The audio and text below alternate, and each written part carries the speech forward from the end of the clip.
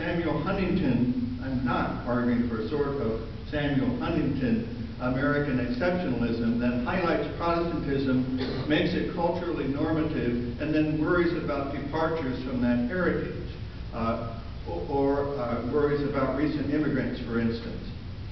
I am talking rather descriptively, not normatively, about the incontestably important fact that Protestants and Protestantism has had a huge impact in shaping America. And versus the religious right who speak of the Christian origins, I would just say that if one is speaking normatively about American origins, they were a lot more Protestant than they were Christian. One only has to cite the long and bloody histories of Indian removal, enslavement of Africans, or warfare between Protestants and Catholics to make that point. Not that Protestantism's influences are all bad either.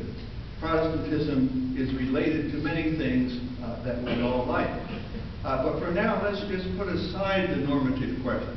I am only saying that if we speak descriptively, Protestantism has had a huge cultural influence that should be integral to our histories.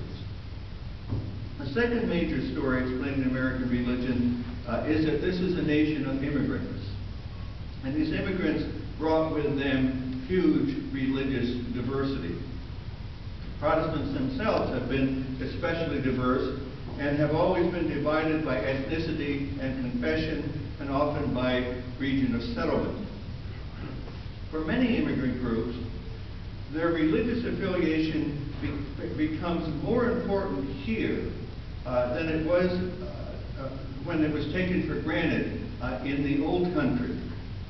So loyalty to inherited traditions, reinforced by ethnic and regional ties, has been and continues to be a major factor accounting for the vitality of many religions in America.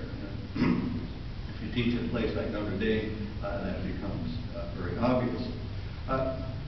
Before we talk about evangelicalism, then, we need to think about the implications of these two more basic factors, Protestantism and diversity, for understanding the unusual role of religion in the United States today. Consideration of the nature of Protestantism, I think, has the largest explanatory force. Beginning as an attack on an authoritarian institution and claiming the authority of Scripture alone over institutions, Protestantism had built into it from the beginning a tendency to fragment, as Catholics pointed out immediately. Most European Protestants overcame that inherent institutional weakness by wedding themselves to local monarchs and states which provided considerable uniformity within particular territorial boundaries. The combination of the Protestant tendency to fracture and the resultant religious diversity even among Protestant immigrants to North America led, as we all know, to the disestablishment of state churches in the early American Republic. While many denominational and ethno-denominational loyalties persisted, the tendency for Protestantism to fragment only accelerated, so that today there are thousands of separate Protestant institutions.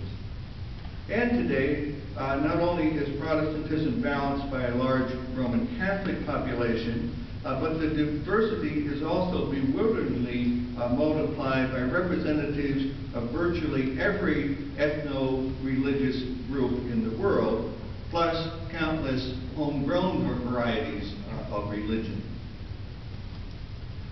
The point to notice regarding the multitudinous outgrowths of the combination of Protestant heritages and imported and homegrown varieties of religion in America is that America has a hugely open free market religious economy.